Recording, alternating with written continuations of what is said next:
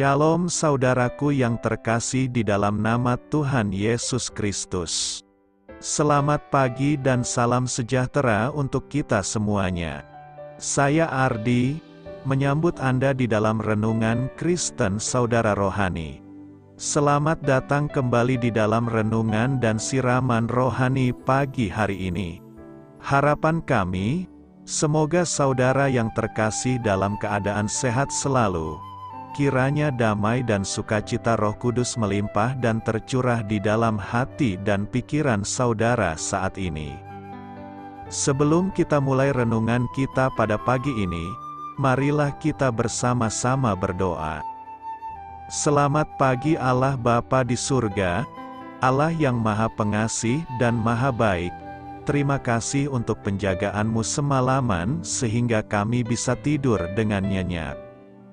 Terima kasih untuk pagi hari yang indah, yang Tuhan sediakan untuk kami. Tuhan, pada hari ini, kami anak-anak-Mu akan melakukan berbagai aktivitas. Kami akan bekerja, dan menjalankan tanggung jawab kami, kiranya Kau yang mampukan. Kami serahkan seluruh rencana dan agenda hari ini ke dalam tangan Tuhan. Biar Tuhan yang berkarya dan biarkan semua rencana sesuai dengan kehendak-Mu ya Tuhan Yesus yang baik. Ampuni dosa dan kesalahan kami Tuhan. Jadikan kami pribadi yang lebih baik setiap harinya. Terima kasih karena telah membolehkanku untuk kembali menghirup udara segar di pagi hari ini. Menikmati seluruh anugerah yang telah Engkau berikan kepadaku. Itu semua karena kebaikan dan curahan kasih yang nyata dari Engkau di kehidupanku. Haleluya! Dalam nama Tuhan Yesus, aku sudah berdoa. Amin. Sahabat pendengar saudara rohani, pembacaan ayat emas Alkitab renungan kita hari ini terambil dari kitab Roma 12 ayat 9 sampai dengan ayat 16. Hendaklah kasih itu jangan pura-pura, jauhilah yang jahat dan lakukanlah yang baik. Hendaklah kamu saling mengasihi sebagai saudara dan saling mendahului dalam memberi hormat. Janganlah hendaknya kerajinanmu kendor, biarlah rohmu menyala-nyala dan layanilah Tuhan. Bersukacitalah dalam pengharapan, sabarlah dalam kesesakan, dan bertekunlah dalam doa. Bantulah dalam kekurangan orang-orang kudus dan usahakanlah dirimu untuk selalu memberikan tumpangan. Berkatilah siapa yang menganiaya kamu, berkatilah dan jangan mengutuk. Bersukacitalah dengan orang yang bersukacita, dan menangislah dengan orang yang menangis. Hendaklah kamu sehati sepikir dalam hidupmu bersama. Janganlah kamu memikirkan perkara-perkara yang tinggi, tetapi arahkanlah dirimu kepada perkara-perkara yang sederhana. Janganlah menganggap dirimu pandai. Ayat renungan kita pada pagi hari ini terambil dari kitab Roma 12 ayat 9 sampai dengan ayat 16. Inti dari ayat emas renungan kita adalah, janganlah hendaknya kerajinanmu kendor, biarlah rohmu menyala-nyala dan layanilah Tuhan. Mari kita mulai renungan pagi kita. Kata-kata bijak yang dapat kita petik adalah, berbagi semangat untuk Kristus. Renungan kita pada hari ini ditulis dan disusun oleh Jennifer Benson School. Mari kita mulai kisah inspiratif. Pertama kali kami bertemu tetangga kami, Henry. Ia mengeluarkan Alkitab tua dari dalam tas yang dibawanya. Dengan mata berbinar-binar, ia bertanya apakah kami tertarik untuk membahas firman Tuhan. Kami mengangguk, maka ia pun menunjukkan beberapa bagian Alkitab yang telah ditandainya. Ia juga menunjukkan sebuah buku catatan yang penuh dengan hasil pendalaman firman Tuhan. dan berkata bahwa ia sudah membuat bahan presentasi di komputernya lengkap dengan informasi-informasi lain yang terkait dengan pendalamannya itu. Henry bercerita bahwa ia berasal dari sebuah keluarga yang kurang harmonis. Kemudian, saat sendirian dan berada di titik nadir, ia menerima kematian dan kebangkitan Yesus sebagai dasar imannya. Hidupnya berubah seiring dengan karya Roh Kudus yang menolongnya mengikuti prinsip-prinsip Alkitab. Meski Henry telah menyerahkan hidupnya kepada Allah bertahun-tahun lalu, antusiasmenya terhadap Tuhan masih luar biasa kuat. Semangat Henry mengilhami saya yang sudah bertahun-tahun mengikut Yesus, untuk merenungkan tentang semangat rohani saya sendiri. Rasul Paulus menulis, "Janganlah hendaknya kerajinanmu kendor, biarlah rohmu menyala-nyala dan layanilah Tuhan." Sepertinya ini perintah yang sulit, kecuali jika saya mengizinkan firman Tuhan membentuk dalam diri saya perilaku yang mencerminkan rasa syukur yang terus-menerus hadir atas segala sesuatu yang telah diperbuat Yesus bagi saya. Tidak seperti pasang surut emosi yang kita alami di dalam kehidupan ini, semangat untuk mengikut Kristus datang dari hubungan yang semakin bertumbuh dengannya. Semakin kita mengenalnya, semakin dia berharga bagi kita, dan kebaikannya pun semakin memenuhi jiwa kita dan meluap kepada orang-orang di sekitar kita. Marilah kita renungkan di dalam hati kita, menurut Anda, bagaimana perasaan Yesus saat melihat Anda bersemangat dalam mengikut Dia?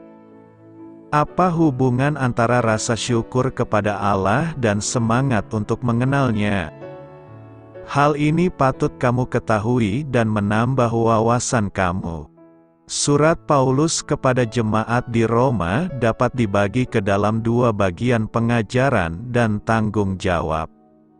Sang Rasul menginstruksikan orang-orang percaya untuk tidak mengikuti pola dunia, melainkan menjalani hidup yang telah diubahkan dengan memuliakan Kristus. Roma 12 ayat 9-21 mungkin terlihat bagaikan kata-kata mutiara yang terpisah satu sama lain, seperti yang kita temukan dalam kitab Amsal. Namun, sebenarnya Paulus masih berbicara tentang akal budi yang sudah diperbarui dan hidup yang telah diubahkan. Contoh paling jelas tentang hal itu adalah kehadiran kasih yang menyerupai Kristus, pelayanan yang bersemangat, dan pemberian yang murah hati. Ia memberitahu kita cara berelasi dengan sesama orang percaya maupun dengan yang belum percaya di tengah dunia yang syarat dengan kebencian dan balas dendam. Mengasihi orang lain, khususnya musuh-musuh kita, adalah bukti kunci dari hadirnya akal budi yang sudah diperbarui dan hidup yang telah diubahkan. Hidup dalam iman dan kasih. Hidup dalam iman dan kasih. Mengapa tema ini menjadi penting? Karena mengasihi adalah hal utama yang harus kita lakukan setiap saat kepada siapapun. Tanpa kasih semua hidup ini tak ada artinya. Karena kasihlah kita bisa bertahan hidup, dengan kasih kita bisa menutupi semua kesalahan orang lain. Dan dengan kasih kita bisa menyatukan semua yang tercerai-berai. Kekuatan orang Kristen sepanjang masa menghadapi gejolak, masalah, hantaman dari luar dan dari dalam adalah kasih. Mengapa kita perlu hidup dalam kasih dan iman? Karena kasih adalah jaminan kesatuan orang percaya. Kita harus hidup dalam ikatan kasih yang sungguh-sungguh, bukan kasih yang didramakan sebagaimana ditunjukkan dalam sinetron-sinetron. Para bintang sinetron menunjukkan indahnya kasih, tetapi yang mereka harapkan sebenarnya adalah uang dan popularitas. Kita diharapkan sebagai pelaku-pelaku kasih tanpa kepura-puraan, kasih itu mendorong melakukan yang baik, bukan yang jahat. Hidup dalam kasih berarti kita harus hidup saling menghormati. Zaman yang semakin semrawut penuh persoalan terkadang menimbulkan sikap egois, bahkan tidak menghormati orang lain.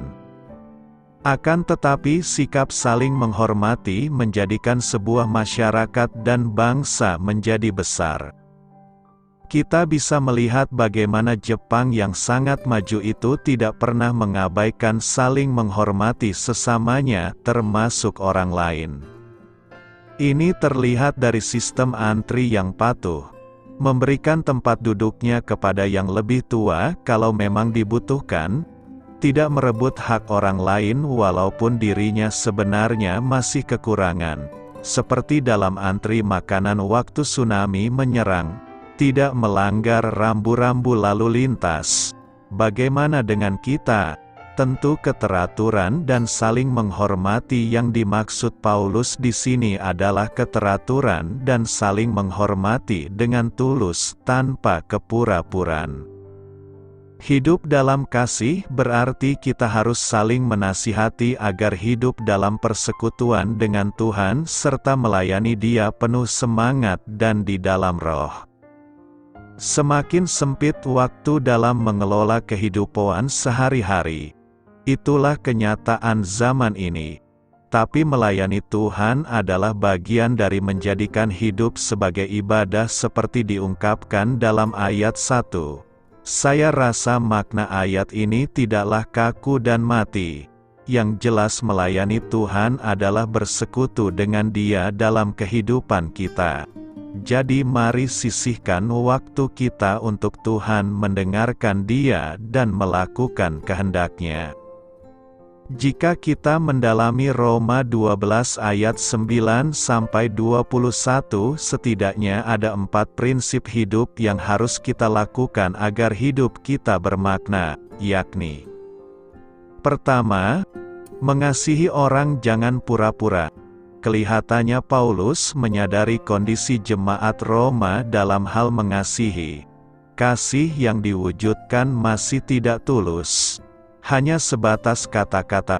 Paulus ingin jemaat Roma dapat saling mengasihi sebagai saudara dan saling mendahului dalam memberi hormat. Bila kasih yang dinyatakan tidak tulus, maka walaupun memiliki tubuh yang baik, tetap tidak memiliki makna. Kedua, semangat dalam melayani Tuhan. Paulus menyadari dalam pelayanan bisa terjadi banyak gesekan. Karena itu Paulus menasihati jemaat Roma. Dalam keadaan apapun mereka harus tetap rajin melayani. Tidak boleh kendor. Biarlah roh tetap menyala-nyala dalam melayani Tuhan. Walaupun ada kesulitan, tetap semangat dalam melayani Tuhan. Yang terpenting adalah tetap tekun berdoa. Berdoa berarti tetap bersandar pada Tuhan. Harus tetap sabar menghadapi semua permasalahan yang ada, tubuh yang baik, dan dapat memberikan makna bila tetap semangat dalam melayani Tuhan. Ketiga, senantiasa menjadi saluran berkat bagi orang lain. Paulus ingin kita bukan hanya dalam suasana hati senang dan hidup berlimpah baru menjadi saluran berkat bagi orang lain. Tapi ia ingin setiap saat hidup kita harus menjadi saluran berkat bagi orang lain. Ketika ada orang-orang di sekeliling kita membutuhkan bantuan kita, kita harus segera memberikan bantuan kepada mereka. Paulus menggunakan kalimat, usahakanlah diri untuk selalu memberikan tumpangan. Paulus bahkan menasehatkan kita harus memberkati orang yang menganiaya kita. Bagaimana kita memberkati orang yang melukai kita? Sangat sulit. Tetapi untuk menjadikan hidup yang memberi makna, maka kita harus belajar dan berusaha untuk melakukannya. Keempat, memiliki sikap penguasaan diri. Penguasaan diri menjadi kunci kemenangan dari setiap persoalan yang sedang dihadapi. sehingga dalam keadaan apapun mereka tetap dapat menyatakan hidup yang bermakna. Mereka harus menguasai diri supaya jangan menganggap diri mereka pandai, menguasai diri supaya tidak membalas kejahatan dengan kejahatan, selalu hidup dalam perdamaian dalam segala kondisi, jangan menuntut pembalasan.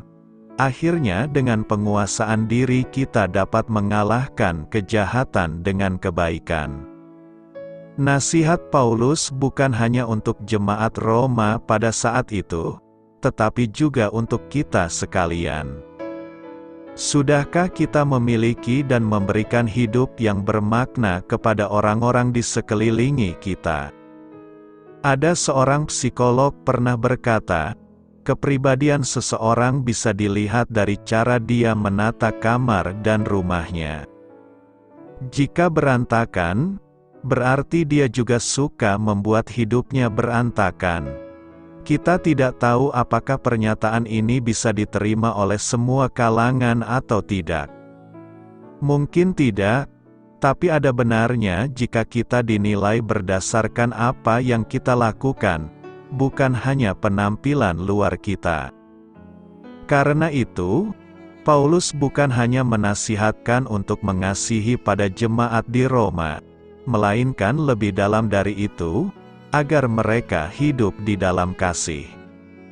Hidup dalam kasih berarti berpikir untuk mengasihi, mengatakan untuk mengasihi, dan berbuat kasih secara konsisten, senantiasa, artinya terus-menerus pada siapa saja.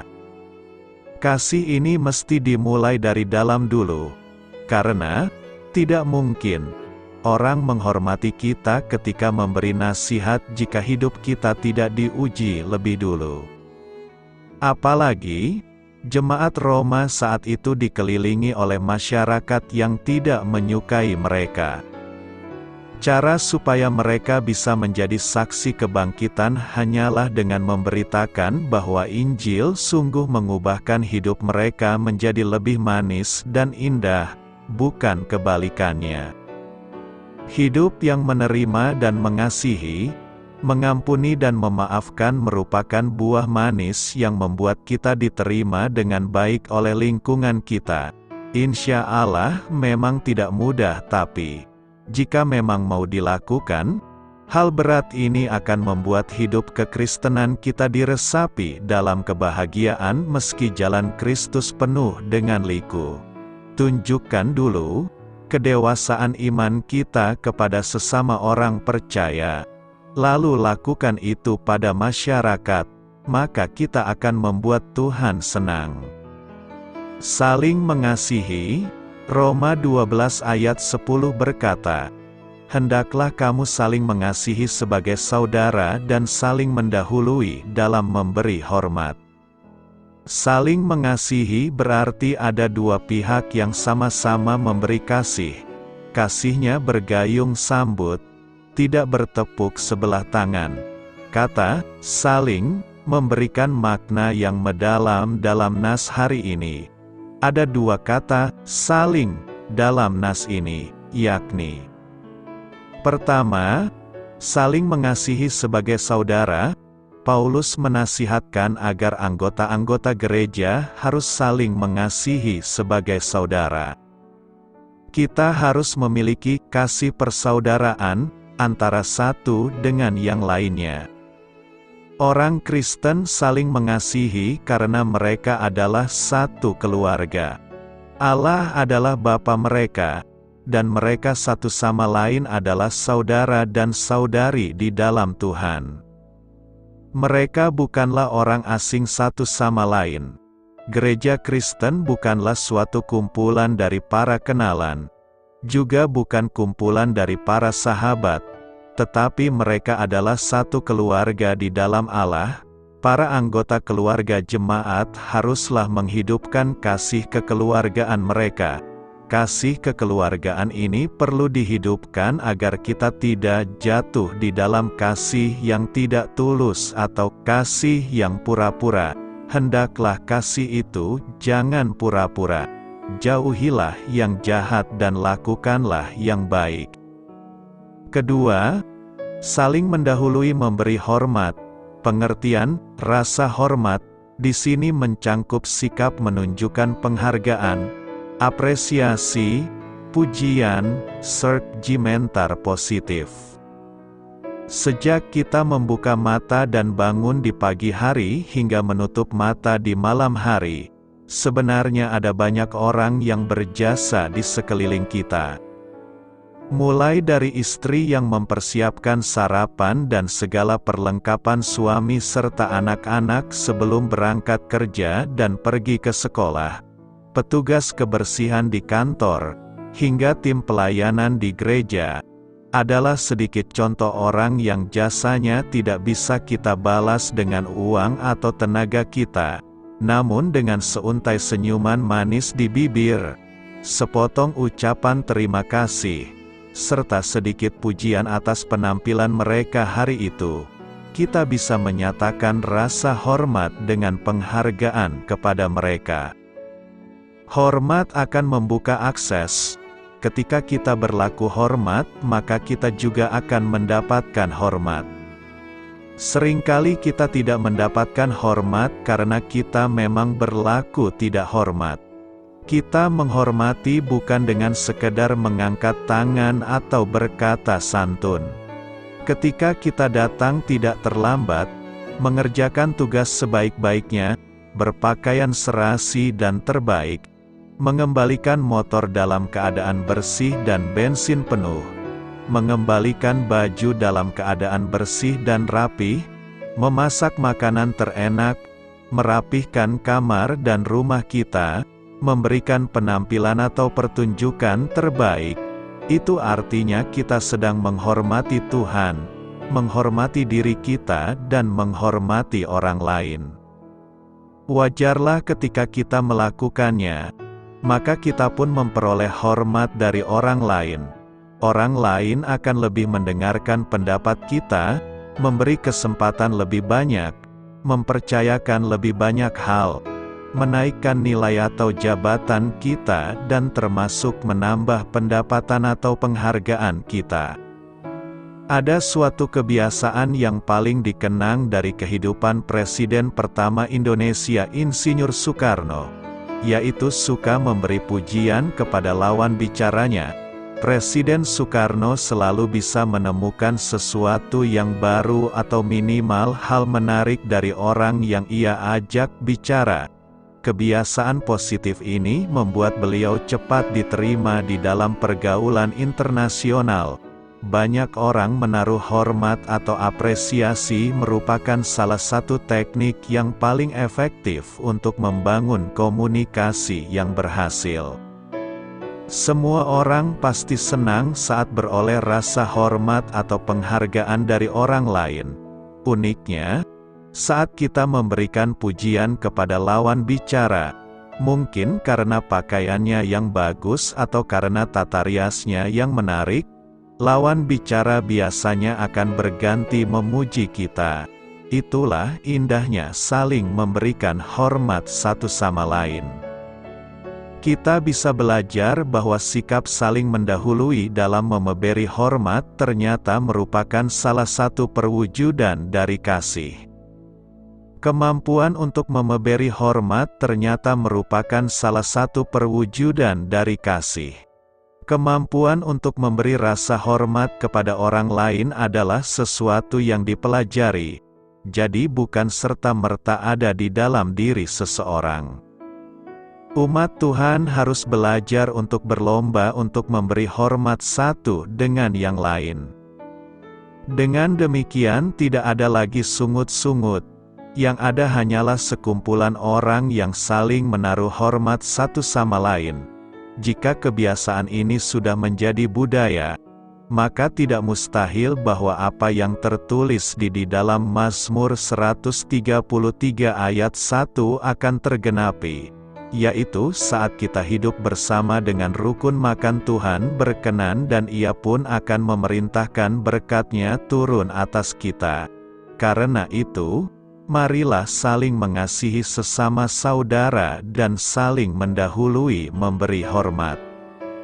Apakah artinya menjadi persembahan yang hidup? Di dalam Roma 12 ayat 1, Paulus berkata, "Karena itu, saudara-saudara, demi kemurahan Allah aku menasihatkan kamu, supaya kamu mempersembahkan tubuhmu sebagai persembahan yang hidup, yang kudus dan yang berkenan kepada Allah. Itu adalah ibadahmu yang sejati." Himbauan Paulus kepada jemaat di Roma ini adalah supaya mereka mempersembahkan diri mereka kepada Allah, bukan sebagai persembahan hewan kurban di atas altar, sebagaimana disyaratkan oleh hukum Musa, melainkan sebagai persembahan yang hidup. Kamus mengartikan kurban sebagai apapun yang telah dikhususkan dan dipersembahkan kepada Allah. Sebagai orang percaya, bagaimana caranya mengkhususkan diri dan mempersembahkan diri kepada Allah sebagai persembahan yang hidup? Di bawah Perjanjian Lama, Allah menerima pengorbanan hewan. Akan tetapi semuanya hanya merupakan bayangan terhadap pengorbanan domba Allah, Yesus Kristus. Oleh karena pengorbanannya yang sekali untuk selamanya di atas salib, sistem pengorbanan Perjanjian Lama telah menjadi kadaluarsa dan tidak lagi berguna. Bagi mereka yang memiliki iman yang menyelamatkan dan berada di dalam Kristus, satu-satunya cara ibadah yang berkenan padanya adalah mempersembahkan keseluruhan diri kita kepada Tuhan. Di bawah kendali Allah, tubuh orang percaya yang fana harus diserahkan padanya sebagai senjata-senjata kebenaran, mengingat pengorbanan agung Yesus bagi kita. Hal ini sudah sepantasnya. Seperti apakah wujud praktis persembahan yang hidup?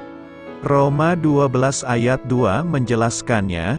Kita hidup sebagai persembahan bagi Allah dengan tidak menyesuaikan diri pada nilai-nilai duniawi. Istilah dunia telah dibahas di dalam 1 Yohanes 2 ayat 15-16 sebagai keinginan kedagingan, keinginan mata, dan keangkuhan hidup. Semua yang ditawarkan oleh dunia dapat disederhanakan ke dalam 3 kategori tersebut. Keinginan daging melibatkan segala sesuatu yang membangkitkan selera dan meliputi keinginan makan, minum, hubungan seksual, dan segala sesuatu yang menyenangkan tubuh kita dengan berlebihan. Keinginan mata melibatkan materialisme, mengingini sesuatu yang tidak kita miliki, dan bersikap iri hati terhadap mereka yang mempunyai apa yang kita dambakan. Keangkuhan hidup diartikan sebagai ambisi yang membuai kita dan meninggikan kehendak pribadi kita. Bagaimana caranya supaya orang percaya tidak menyesuaikan diri kepada dunia? Berubahlah oleh pembaharuan budimu.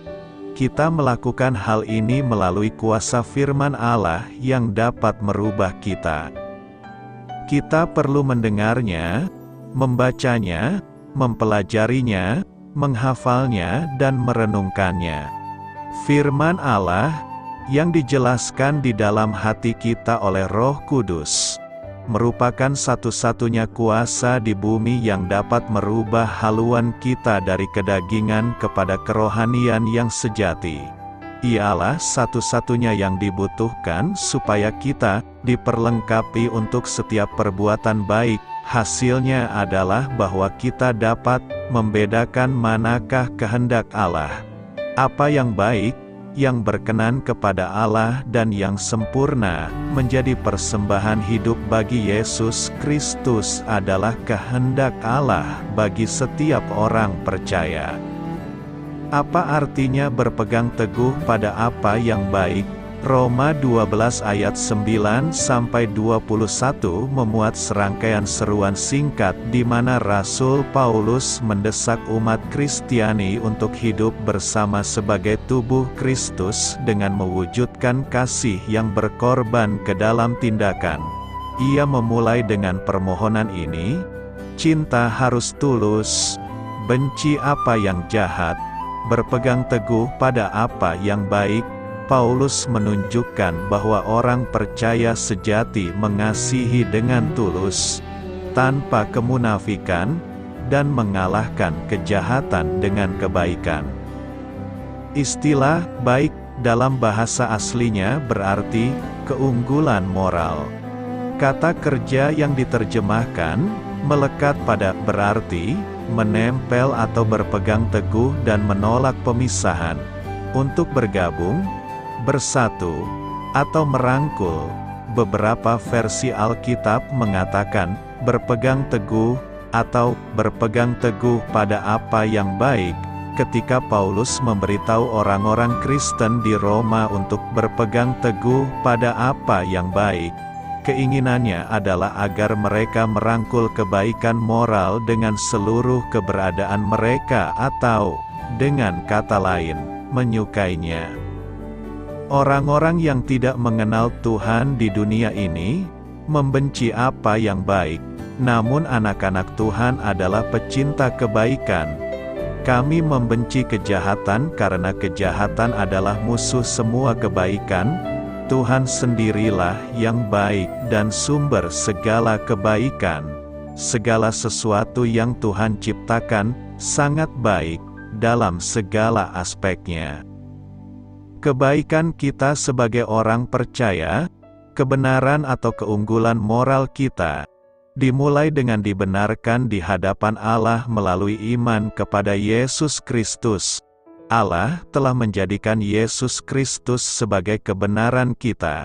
Setelah kita berbaikan dengan Allah melalui darah Yesus dan iman kita kepadanya, kita terus mencari, lapar, dan haus akan kebenarannya dengan berpegang teguh pada apa yang baik. Ketika kita berpegang erat pada Tuhan, Dia mengerjakan kebenarannya di dalam kita. Saat kita berpegang teguh pada apa yang baik, saat kita mengasihi Tuhan dan dekat dengannya, kita bisa percaya bahwa Dia sedang mengubah kita dari dalam, mengajari kita kehendak-Nya yang baik dan sempurna, dan mengupayakan segala sesuatu dalam hidup kita demi kebaikan. Bapak Gereja mula-mula, Agustinus dari Hippo, berkata, "Adalah baik bagi saya untuk tetap dekat dengan Tuhan saya. Hal ini merupakan kebijaksanaan yang sempurna dan kekal, dan merupakan kehidupan yang benar-benar bahagia, karena mencapainya berarti memperoleh kebaikan yang kekal dan tertinggi, dan mendekatkan diri kepada Tuhan selamanya adalah puncak dari kebaikan kita." Paulus menasihati jemaat Tesalonika untuk menguji segala sesuatu berdasarkan standar moral Allah dan hanya berpegang pada apa yang baik, jauhi segala jenis kejahatan. Beliau mengatakan kepada orang-orang percaya di Roma, "Jangan meniru perilaku dan adat istiadat dunia ini, tapi biarkan Tuhan mengubah Anda menjadi manusia baru dengan mengubah cara berpikir Anda. Maka kamu akan belajar mengetahui kehendak Tuhan bagimu, yang baik, berkenan dan sempurna." Tuhan memperingatkan umat Israel untuk menjauhi perilaku rusak mereka dan melakukan apa yang baik. Jika mereka mau melawan korupsi yang merajalela dengan membenci perilaku jahat dan berpegang teguh pada apa yang baik dan benar, jika mereka membela keadilan alih-alih menginjak-injaknya, Tuhan akan berdiri di samping mereka sebagai pembela mereka. Daripada sebagai hakim mereka, demikian pula, Paulus menegaskan bahwa bagi mereka yang terus berbuat baik, mencari kemuliaan, hormat, dan keabadian yang ditawarkan Allah, Tuhan akan memberikan kehidupan kekal, tetapi Ia akan mencurahkan amarah dan murka-Nya kepada mereka yang hidup demi dirinya sendiri, yang menolak menaati kebenaran dan malah menjalani kehidupan yang jahat. Putra Allah, Yesus Kristus, adalah gembala yang baik, yang memberikan nyawanya bagi domba-dombanya. Kehidupan dan kematiannya adalah contoh utama tentang arti mewujudkan kasih yang tulus dan rela berkorban. Yesus memberikan nyawanya untuk memerdekakan kita dari segala jenis dosa, untuk mentahirkan kita, dan untuk menjadikan kita umat-Nya sendiri, yang sepenuhnya berkomitmen untuk melakukan perbuatan baik. Dengan berbuat baik dan menunjukkan kebaikan serta kasih yang rela berkorban kepada sesama, kita membuktikan bahwa kita adalah anak-anak Tuhan. Sahabat, janganlah kamu meniru yang jahat, melainkan yang baik. Barang siapa berbuat baik, ia berasal dari Tuhan. Siapapun yang melakukan kejahatan belum pernah melihat Allah. Berpegang teguh pada apa yang baik membawa kita ke dalam hubungan yang lebih dekat dengan Kristus, yang pada gilirannya menghasilkan karakter yang serupa dengan Kristus. Sebab Allah memanggil kamu untuk berbuat baik, meskipun itu berarti penderitaan, sama seperti Kristus menderita untukmu. Dialah teladanmu dan kamu harus mengikuti jejaknya. Kita berpegang teguh pada apa yang baik dengan berpegang teguh pada Tuhan Yesus Kristus di dalam kita adalah semua kebaikan yang kita butuhkan untuk menjadi baik sepenuhnya. Hidup secara harmonis, Roma 12 ayat 16 berkata, "Hendaklah kamu sehati sepikir dalam hidupmu bersama, janganlah berpikiran congkak, tetapi arahkanlah dirimu kepada mereka yang rendah, janganlah menganggap dirimu pandai." Paulus menuliskan nasihat kepada jemaat di Roma untuk hidup secara harmonis dan rendah hati. Latar belakangnya adalah keadaan komunitas Kristen pada saat itu, yang terdiri dari orang-orang dengan latar belakang yang beragam. Pada waktu itu, jemaat di Roma terdiri dari orang-orang yang berasal dari berbagai budaya, latar belakang sosial, dan tingkat pendidikan yang berbeda. Ada kemungkinan bahwa beberapa anggota jemaat merasa lebih pandai atau lebih berharga dari yang lain karena latar belakang mereka yang berbeda. Mungkin ada ketidaksepahaman, ketegangan, atau persaingan di antara mereka. Dalam konteks ini, Paulus menekankan pentingnya persatuan dan kerendahan hati. Dia mendorong orang-orang percaya untuk hidup dengan sehati sepikir. Artinya mereka harus mengembangkan sikap saling pengertian, kerjasama, dan kasih satu sama lain. Mereka tidak boleh sombong atau congkak dalam pikiran mereka, karena itu akan merusak kerukunan dan persatuan dalam jemaat. Paulus juga menasihati agar orang-orang percaya mengarahkan diri mereka kepada mereka yang rendah. Ini menunjukkan pentingnya untuk memberikan perhatian dan pelayanan kepada mereka yang lemah, terpinggirkan, atau terabaikan dalam masyarakat. Mereka harus berusaha untuk tidak hanya memperhatikan kepentingan diri sendiri, tetapi juga melayani dan mendukung orang-orang yang kurang beruntung. Selain itu, Paulus menekankan agar orang-orang percaya tidak menganggap diri mereka sebagai yang paling pandai atau terbaik. Sikap sombong dan pandangan congkak tentang diri sendiri dapat merusak hubungan antara sesama dan menghambat pertumbuhan rohani. Sebaliknya, mereka harus hidup dengan rendah hati, mengakui bahwa semua kebijaksanaan dan kemampuan yang mereka miliki berasal dari Allah, dan menggunakan pemberian-pemberian itu untuk membangun dan melayani orang lain. Dalam rangka menjaga harmoni, persatuan, dan pertumbuhan rohani dalam jemaat, Paulus mengingatkan orang-orang percaya untuk hidup dalam kerendahan hati, saling melayani, dan tidak meninggikan diri mereka sendiri di atas orang lain.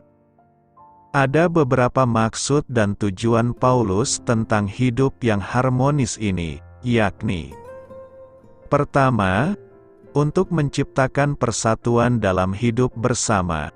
Paulus mendorong orang-orang percaya untuk hidup sehati sepikir. Artinya mereka harus memiliki sikap saling pengertian, kerjasama, dan kasih satu sama lain.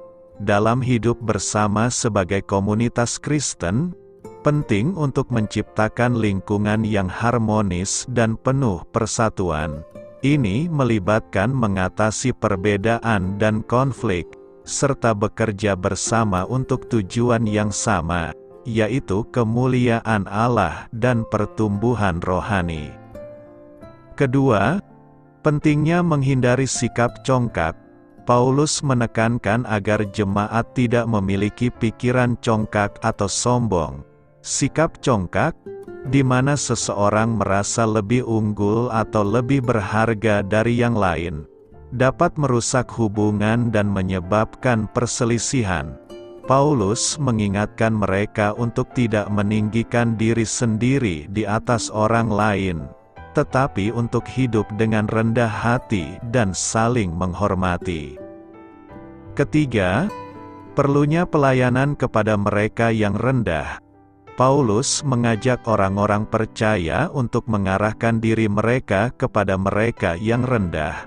Hal ini menunjukkan pentingnya melayani mereka yang membutuhkan, terpinggirkan, atau terabaikan dalam masyarakat. Ketika kita mengorbankan waktu dan sumber daya kita untuk melayani orang lain, kita menunjukkan rasa kasih dan memperlihatkan ciri-ciri Kristus yang rendah hati dan penuh belas kasihan. Keempat, agar tidak menganggap diri pandai, Paulus menasihati agar jemaat tidak menganggap diri mereka sebagai yang paling pandai atau terbaik. Sikap merasa pandai atau angkuh tentang kebijaksanaan dan kemampuan pribadi dapat menjadi penghalang bagi pertumbuhan rohani dan kerjasama yang baik dengan orang lain.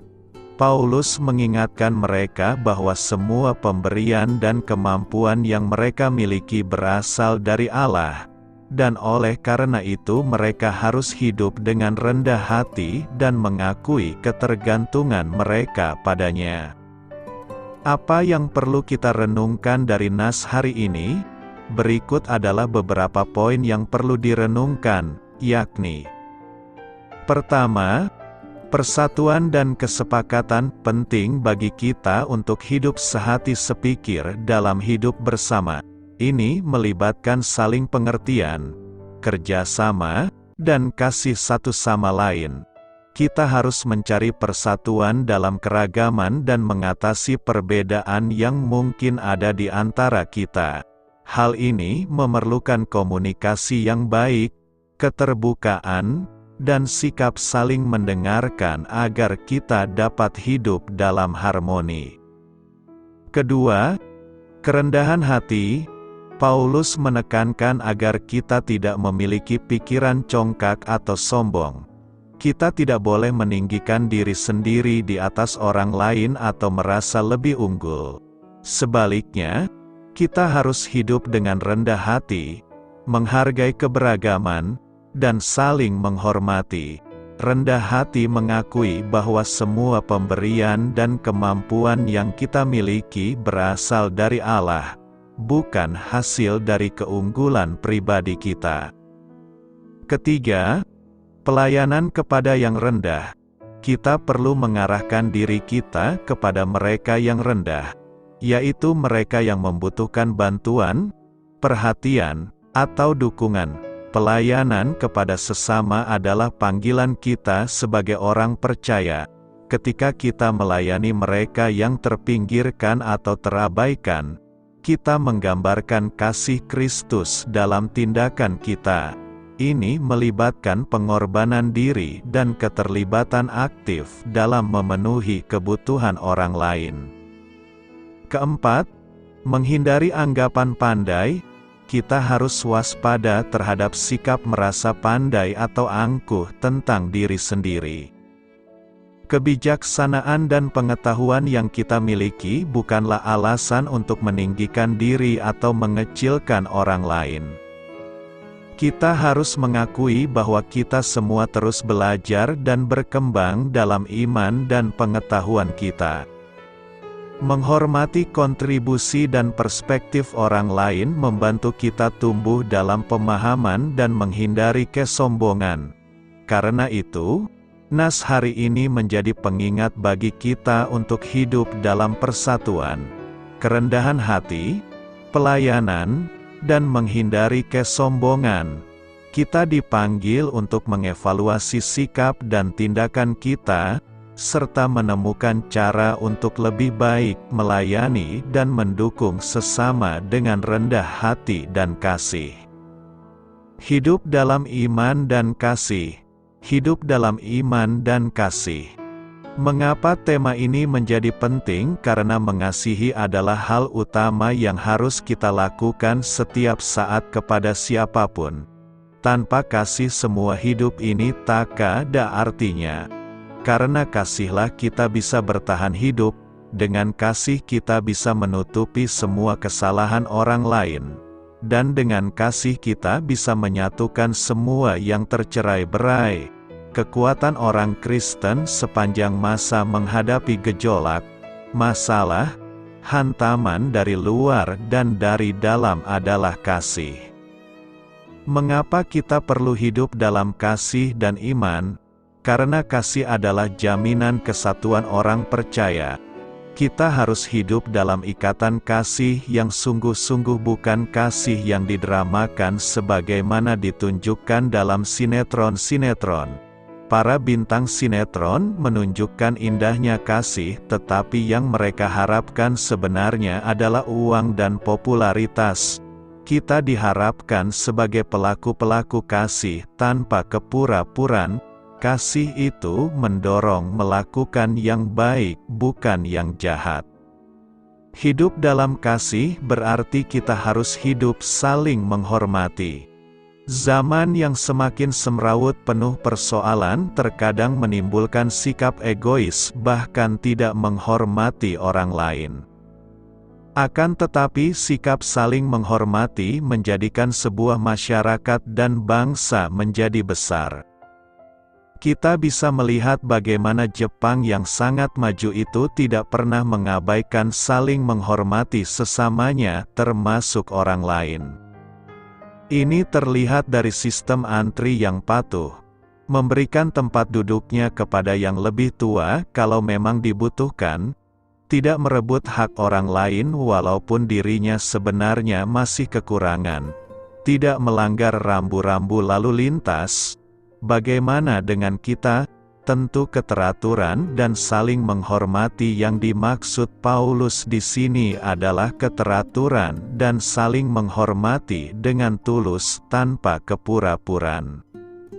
Hidup dalam kasih berarti kita harus saling menasihati agar hidup dalam persekutuan dengan Tuhan serta melayani Dia penuh semangat dan di dalam roh.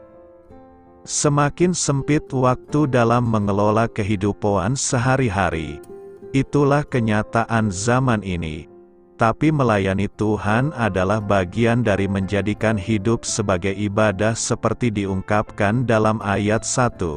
Saya rasa makna ayat ini tidaklah kaku dan mati. Yang jelas melayani Tuhan adalah bersekutu dengan Dia dalam kehidupan kita.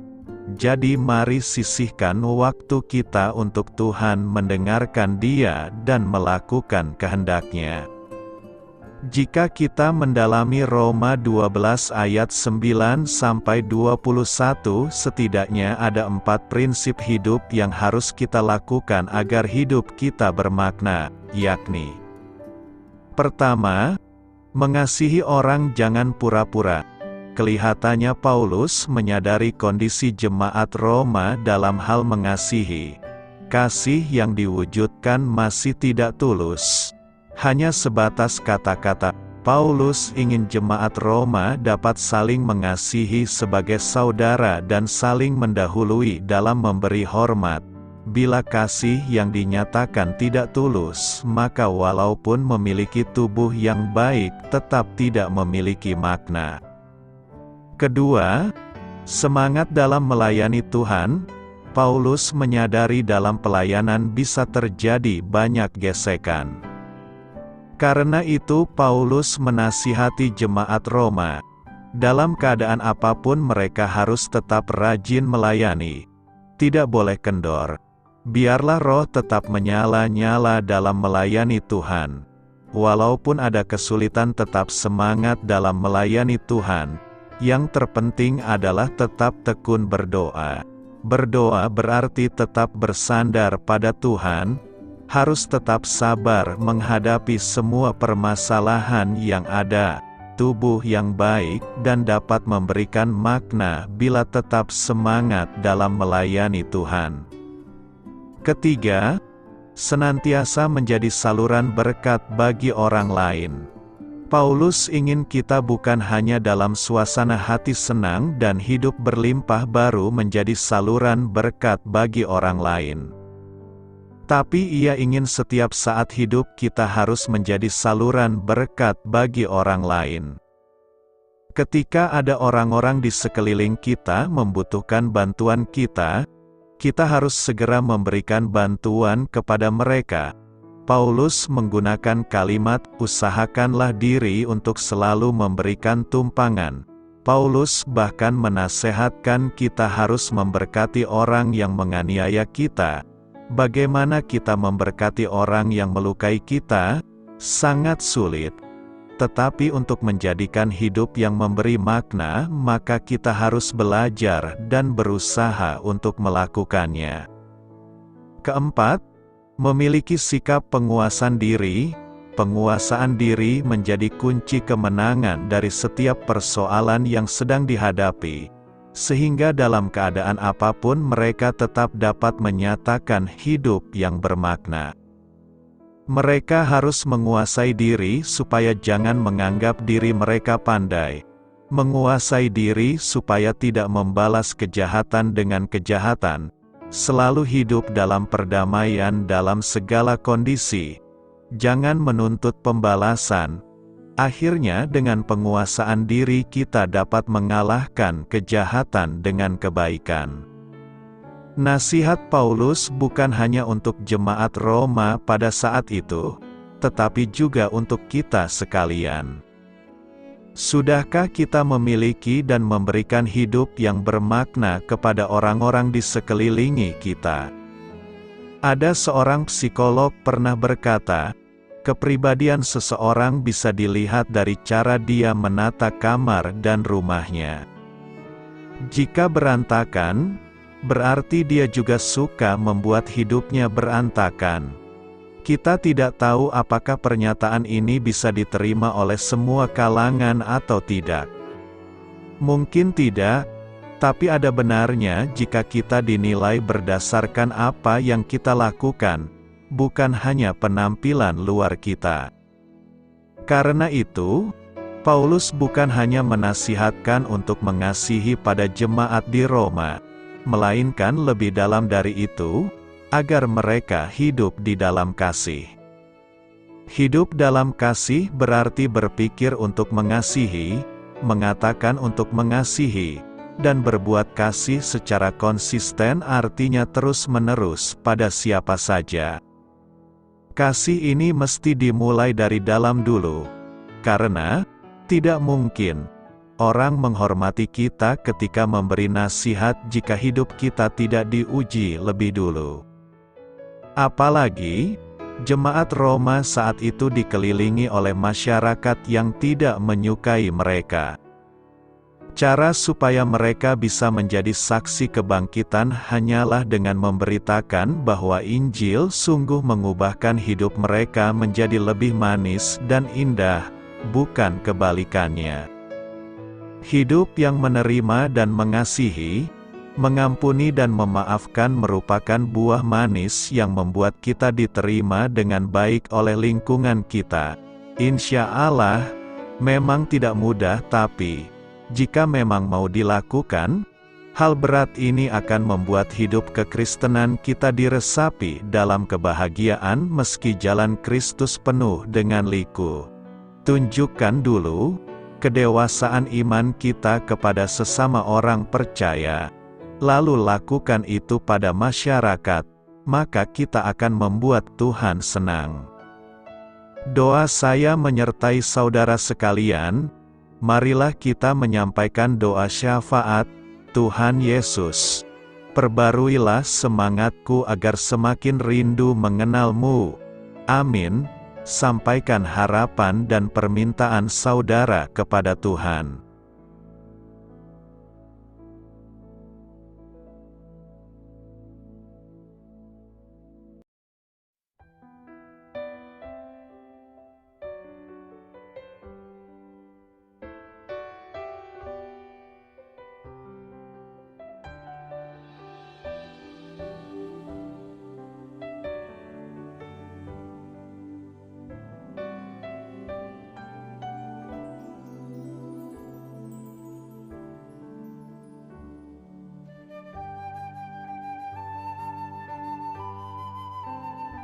Marilah kita renungkan sahabat saudara rohani. Demikianlah renungan firman Tuhan pagi hari ini. Semoga menjadi berkat dalam hidup kita. Dan sebelum kita memulai segala aktivitas kita pagi hari ini, marilah kita berdoa. Selamat pagi Bapa, malam hari telah berganti pagi. Kehidupan baru telah Engkau berikan kembali bagi kami. Bapa Surgawi, tolonglah aku menyadari kebutuhan orang lain, supaya aku dapat membagikan apa yang telah Engkau berikan kepadaku. Pada saat aku membutuhkan, berilah aku keyakinan bahwa Engkau akan mencukupkanku, melalui orang-orang yang mengasihi-Mu, bukan karena kami pantas atau layak, namun karena kasih karunia-Mu kami boleh ada, sebagaimana kami ada di pagi hari ini. Terima kasih Tuhan, atas kesempatan baru yang telah Tuhan berikan kepada kami, untuk bisa memperbaiki diri agar kami bisa lebih layak di hadapan-Mu.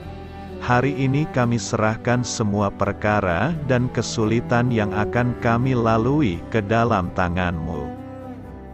Biarkanlah kami bisa memuliakan-Mu dalam segala aktivitas yang akan kami lakukan. Amin.